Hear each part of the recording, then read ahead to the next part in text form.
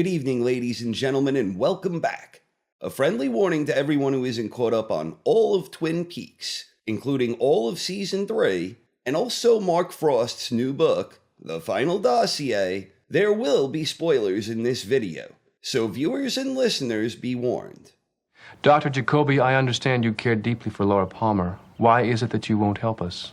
My own personal investigation, I suspect, will be ongoing for the rest of my life. When I first heard news about the development of a third season of Twin Peaks, I was simply overjoyed. I had no idea what to expect, and the only general expectations I had were number one, that Kyle MacLachlan would kick a lot of ass. Number two, that we'd get some weird trippy stuff going on in the Black Lodge. Number three, that we would have some new scumbag degenerates. And number four, that we would see a new generation of Twin Peaks youth. I was correct on the first three. Kyle MacLachlan was superb. We got some very strange trippy lodge stuff, not limited to the Black Lodge itself. And Lynch has always excelled in the art of producing low-life scumbag characters. But I was wrong about getting a new generation of high school characters. And the young characters we did get in Twin Peaks Season 3 tended to be terribly flawed across the board.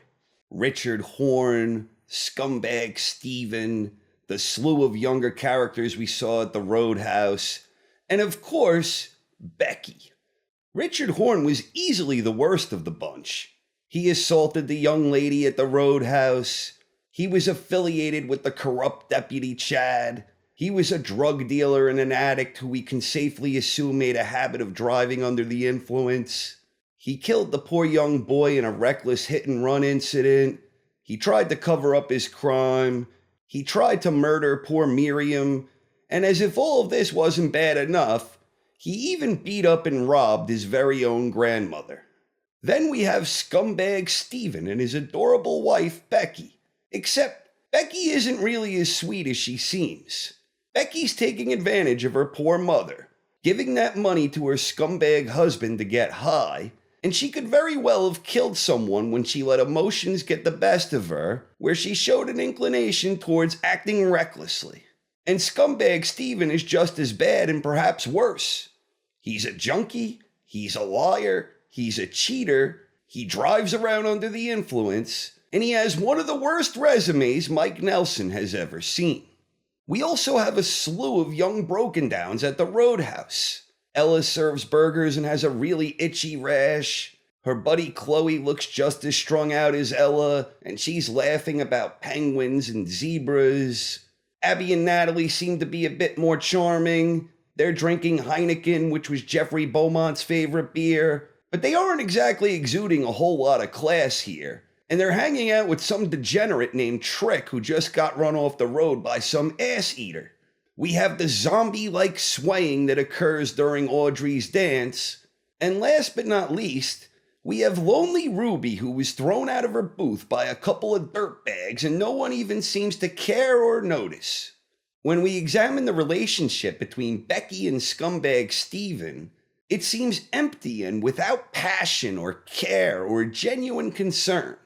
By comparison, James and Donna were always a bit cheesy and overdramatic, but you still always got the feeling of genuine care and concern between them. Even Bobby and Shelley had their moments together where their bond seemed real and tangible, but nothing like that existed with Becky and Steven. Wally Brando seems to be one of the exceptions. We don't know a whole lot about Wally, so it's difficult to say what type of life he might be living, but he seems to embody some of the admirable traits and the decency seen in many of the younger characters in the original Twin Peaks. But even with Wally, there was a certain emptiness and a feeling of detachment.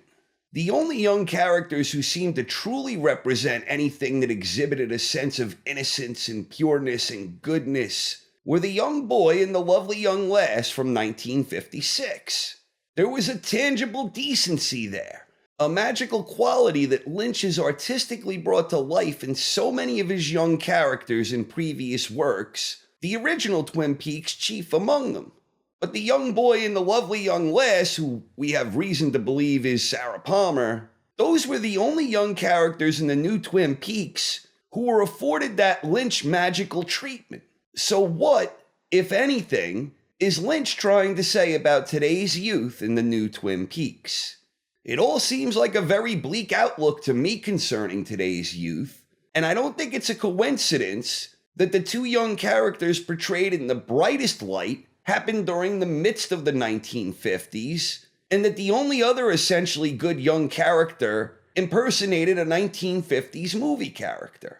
While I can't say for sure what, if anything, Lynch was trying to say about today's youth, I can't help but think that there's a connection, that this is all largely related to the Dr. Amp show with his general views and rants against what he calls global corporate conspiracy.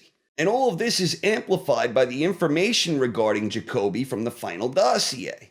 Speaking of the good Dr. Jacoby, and going back to the original clip, Dr. Jacoby, I understand you care deeply for Laura Palmer. Why is it that you won't help us? My own personal investigation, I suspect, will be ongoing for the rest of my life. since we know Jacoby thought his own personal investigation into Laura's murder would be ongoing for the rest of his life, now that we know Laura was never murdered, but that she instead went missing and Pete got to go fishing, it's reasonable to believe that Jacoby's own personal investigation into Laura's disappearance would also be ongoing until she was found. Does this mean that Jacoby is running around in the modern-day alternate timeline, still searching for Laura Palmer?